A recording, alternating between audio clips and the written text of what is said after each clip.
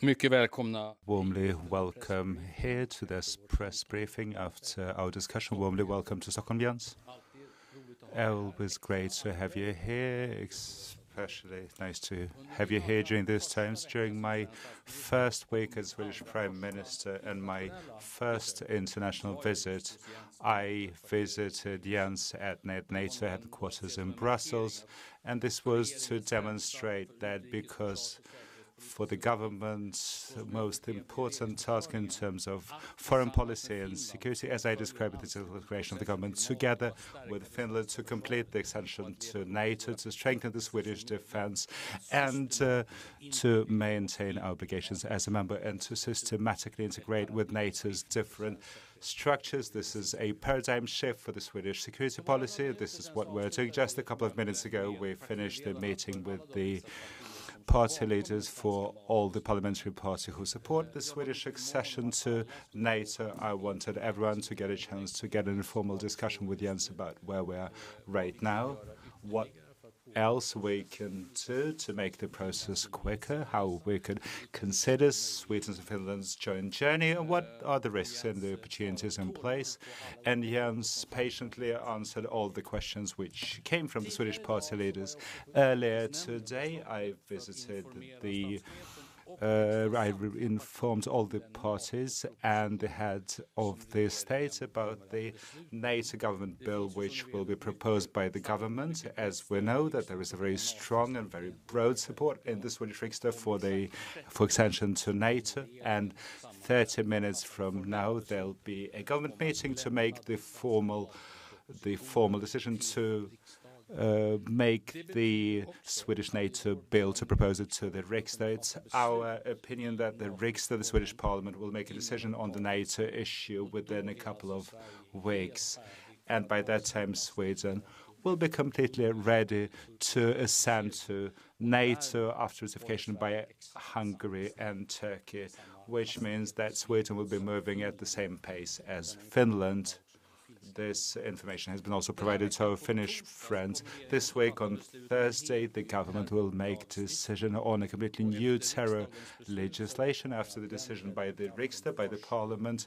We believe that will enter into force on the 1st of June to ban participation in terrorist organizations. This is basically a decision which has nothing to do with the NATO application. It stands on its own legs. Sweden has had issues with these activities. Other countries have had stronger protection for this, but this is also an improvement of Swedish work to help other countries to fight international terrorism. And this also means that we make a decisive step in terms of the implementation of the trilateral agreement between Sweden, Turkey, and Finland. So to strengthen the Swedish legislation against terror, that's good for Sweden, but also it's good for the future allies in terms of the NATO perspective. So on the Swedish side, we have delivered when it comes to all the sections of the trilateral agreement. We continue to implement the agreement up until we become the members and after as members of NATO. Turkey knows well, and they know about the threat from terrorism, specifically from PKK, or from the Swedish side. The law enforcement agencies have increased their fight against the terrorism, and the Swedish security police has made a statement. As you know, that individuals linked to PKK use different criminal methods to collect the money which is used to fund terrorism, no matter whether it was directed at Sweden or other countries. The amounts for these schemes could be quite extensive. The focus of the government with regards to fight against the organized crime will also make PKK's activities more difficult. And despite the organizational links, our law enforcement agencies are working on prosecuting this crime. So this also applies to individuals in Sweden who are linked to PKK. In that context, I'm looking forward to reports from 12 different agencies which cooperate against serious and organized crime, and this report will be published later this March. PKK's activity fund there is also instrumentalized in other manners. It's not not difficult to imagine the foreign actors which are strongly against Swedish membership in NATO want to use the extensive extension process and the focus on PKK's activities in Sweden in order to run influence campaigns in order to take advantage of the situation. And the longer the process continues, the higher are the risks. On the 9th of March, the next trilateral meeting between Turkey, Sweden and Finland will take place. Ulf Kristersson and Jan Knutsson will travel from the Ministry of Foreign Affairs. They will travel to Brussels for new negotiations, and this is where we present in detail exactly what measures have been taken since the last meeting on the part of Sweden. We continue the broad coalition in Sweden with the parties which support NATO in the process to take Sweden into NATO. And we also continue the close cooperation which I and Magdalena Andersson has had since our joint decision in May in this particular room that we together want to take Sweden into NATO. This has also been characteristic for our international contacts, the security conference in Munich and the conference with Finland and Norway at Harpsund last week. And our message is clear. We want support. We want to help from NATO. We want to provide joint security to NATO. We know that we bring capacities and abilities into the NATO cooperation. And for the first time ever, Sweden and Finland between the 9th and 15th of March will take part in a NATO exercise in our status as invitees.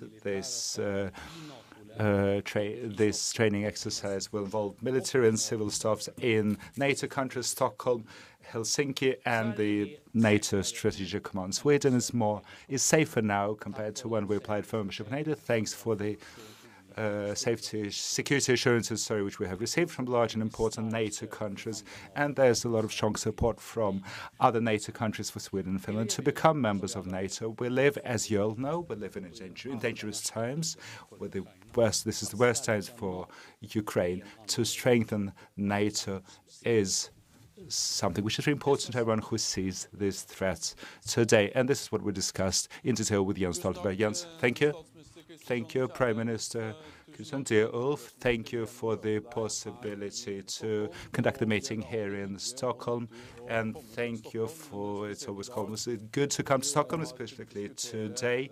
We could discuss Sweden's road towards NATO. And there was an opportunity to meet the representatives of the different political parties in the Swedish Parliament. This has been very fruitful to me.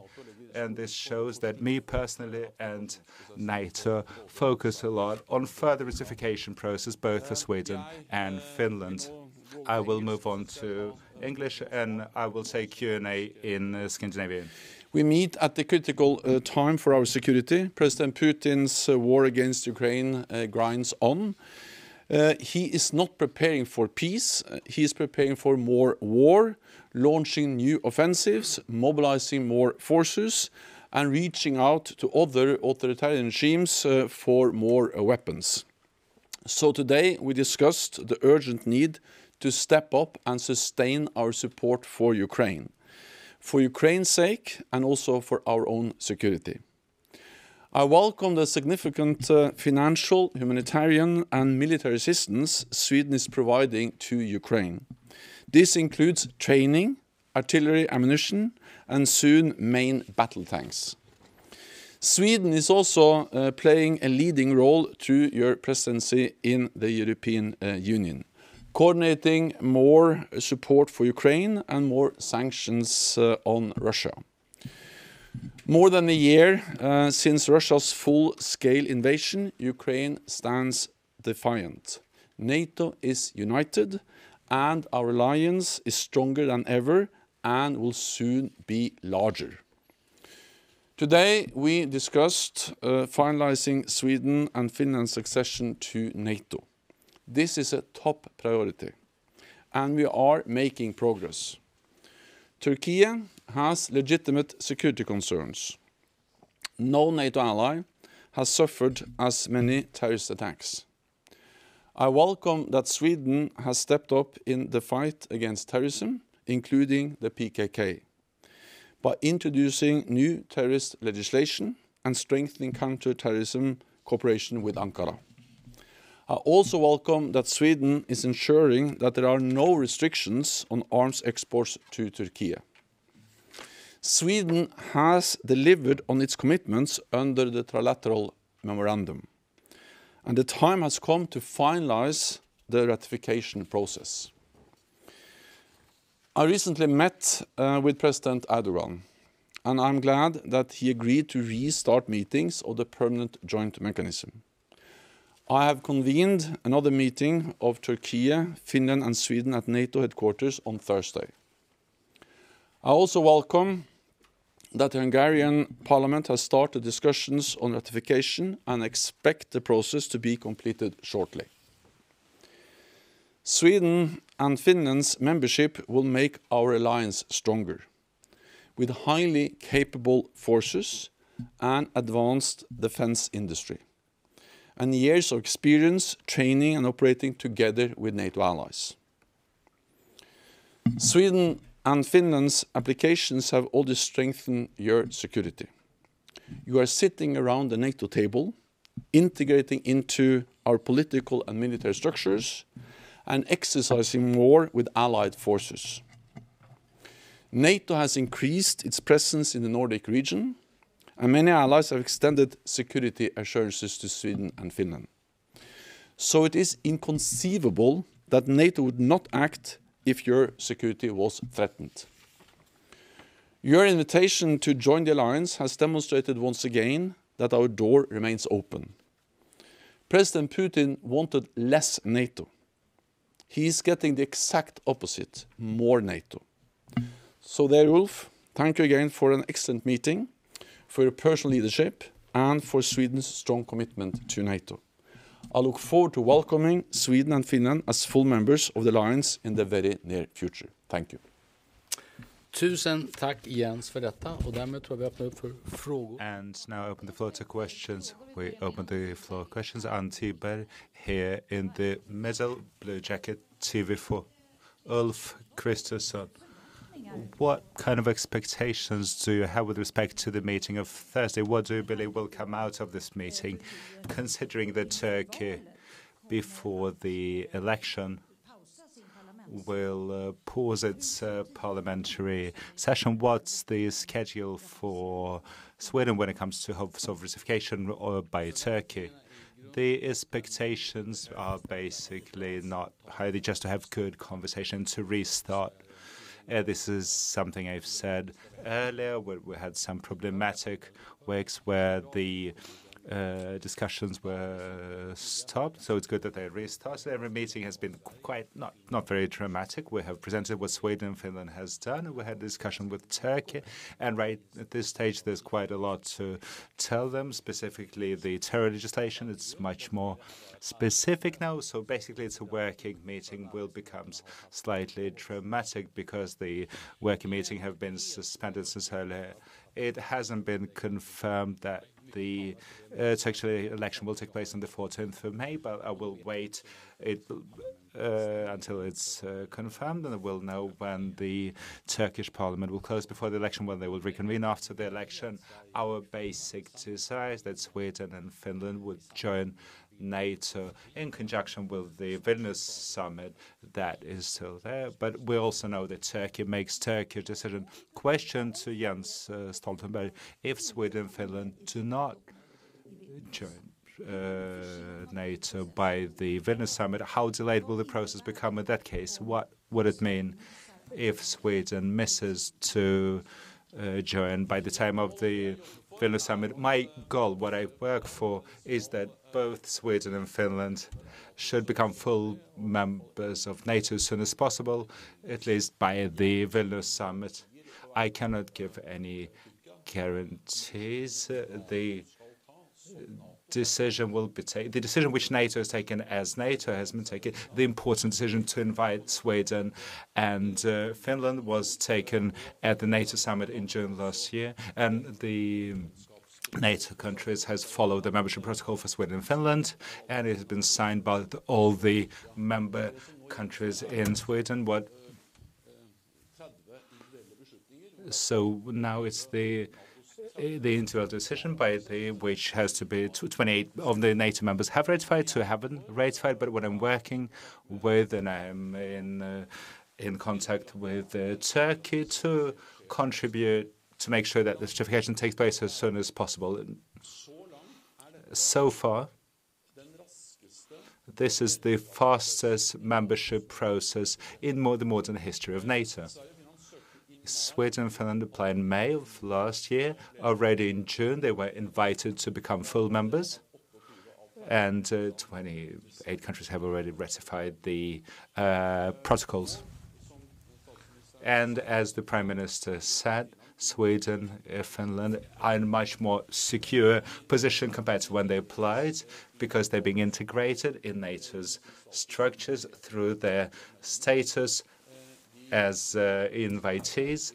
NATO is also increased its presence in the Nordic area. Sweden and Finland have been granted different security assurances from, among other things, from USA, the largest NATO country, and therefore it's inconceivable that Sweden and Finland will be subjected to military threats without NATO's reaction. So right now, Sweden and Finland are in a better position compared to before, and 2, we're doing what we can to conclude the ratification process as soon as possible. So what is the answer to the question? Sweden will become a member. The question is when. And we're doing what we can to conclude the process as soon as possible. Okay, thank you, SVT Blue Jacket. Try to be brief. Question to both of you. What do you believe about the possibilities to reach a deal regarding ammunition to Ukraine at the meeting tomorrow, with the meeting of the defense ministers? How do you comment the information in the Ukrainian that the Nord Stream could have been attacked by a pro-Ukrainian group? I don't know whether it's completely clear. It's Kaja Kallas's initiative initially from Estonia that we should help each other, the European countries should help each other for this, and this initiative from the European Commission. I don't know all the minutiae, whether the agreement has been reached and how this should be done or not. So let me come back to you. When it comes to the second issue, I don't have any further comments right now. In Sweden, there is an ongoing criminal investigation when it comes to Nord Stream, so I don't plan to comment on this information at this stage. When it comes to ammunition, I'll take part in the meeting tomorrow with the EU, but the EU will be taking the decision. What I can say is that NATO countries, a lot of EU members, are now increasing the production of arms and ammunition in order to deliver more ammunition to Ukraine. This is a war of exhaustion, and this is this fight of logistics to get the arms and ammunition for, and so far NATO countries and partner countries, with which NATO is working very closely, that we have reduced our stocks of ammunition to give to Ukraine, but the use of ammunition in Ukraine is higher than their production, and it's not a sustainable situation in a long-term perspective. Therefore, during this autumn, the defense industry in NATO countries has decided to increase the production. Several NATO countries have increased the production, and also EU countries. And now there are further measures from the EU which will strengthen the process even more to get more ammunition, and the countries go into the so-called joint procurement procedure. This is something which NATO has done for many years, will continue doing that. But it's not, if it's several countries or separate countries which supply arms and increase their production. The important thing is that it happens. And in order for that to happen, there are contacts between the defense interests, and there are several other NATO countries which have had contacts with the defense industries to increase the production. I know that Sweden and Finland has contributed a lot. Thank you. This is a question to both of you. Which challenges are there in terms of the restart of the discussions on negotiations, which will be restarted on Thursday? Which are the challenges? This question to both of you. And then I'd like to follow up what my colleagues from SVT said. when it comes to information from New York Times. What kind of information does the Swedish government, Swedish agents have together with NATO regarding the information which was presented that a pro-Ukrainian group could have sabotaged the North Stream? Let's start with the challenges as far as I can see. They are not on the merits. They have been major, but they're part of the trilateral memorandum. And there, I believe, and I know that Jens Stoltenberg has emphasized that as well, we have really implemented what we agreed upon to implement, and a large and important step which we'll take now on Thursday with the government decision regarding the new anti-terrorist legislation. So this has been important. This was important to follow up. For me, as in many countries, this becomes an issue of domestic policy. There is an upcoming election. Countries are busy with their domestic issues. And Turkey has suffered from a horrible earthquake, which obviously requires a lot of efforts. I'm more concerned about other things that the Swedish or the Finnish ascension is not at the top of the agenda. I have all respect for that. But at the same time, there's an ongoing war in our vicinity, and it's important that the process which started 1 year ago will finish as soon as possible. And like I said earlier, I will not provide any further comments. There is an ongoing investigation in Sweden, and I will not provide any comments until the criminal investigation is concluded. When it comes to the meeting on Thursday between Turkey, Swedish and Finland, the goal there is to get unity that Sweden and Finland have delivered in terms of what they undertook in Madrid. This is which they, in my opinion, they clearly have, both in terms of increasing the fight against terror, but also to remove restrictions when it comes to arms exports. But Turkey has to know it's important for them to meet, to discuss, and we'll see whether we can secure that there is an understanding of the implementation of the memorandum. And what the Prime Minister said, it's important to meet if there have been issues and to discuss these issues because there has been no meetings within the trilateral mechanism for a while. When it comes to Nord Stream 2 pipelines, the situation is that what we know that there has been an attack, that there was an instance of sabotage, and this was an attack against critical infrastructure for Europe. But there are ongoing investigations and inquiries, and it should be right to speculate who is behind that until the investigations and inquiries have been concluded. What we can say for certainty is that these attacks show the vulnerability of crucial infrastructure, internet cables, gas pipelines, oil pipelines, thousands of kilometers of critical infrastructure, which is important for our modern societies. And NATO for many years have been dealing with this security of infrastructure, but after the attacks in the Baltic Sea, we have doubled our military presence in the North Sea and the Baltic Sea. We have also increased the cooperation between NATO countries to exchange information and to strengthen preparedness to better stop further such attacks in the future.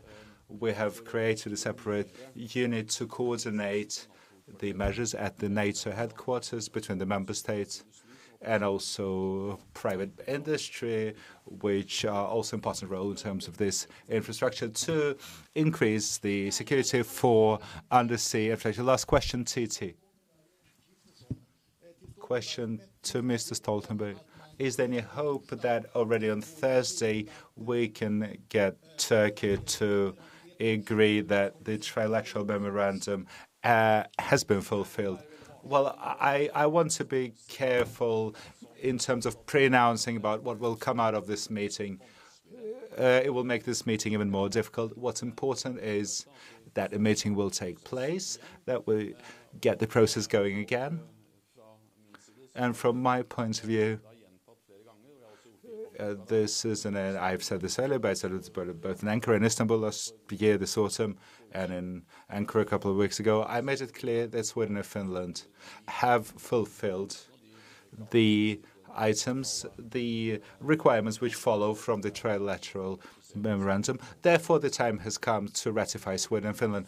My question to the Prime Minister, do you believe that the new terror act will become a strong blow against PKK's activities in Sweden? Could it lead to further extraditions to Turkey, for example, in any other way? Well, the specific consequences are quite difficult to see right now, but this will be a serious blow against people who take part in terror activities. I'm convinced about that. There are reasons why other countries have legislation of this nature in place.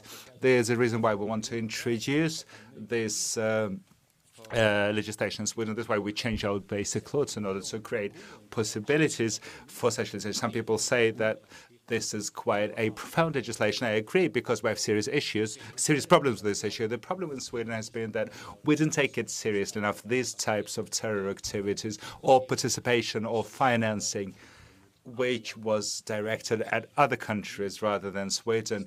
Now we take it really seriously, and I'm sure that it will be noticeable once legislation has been introduced. Thank you. This is the last question. Thank you. Thank you.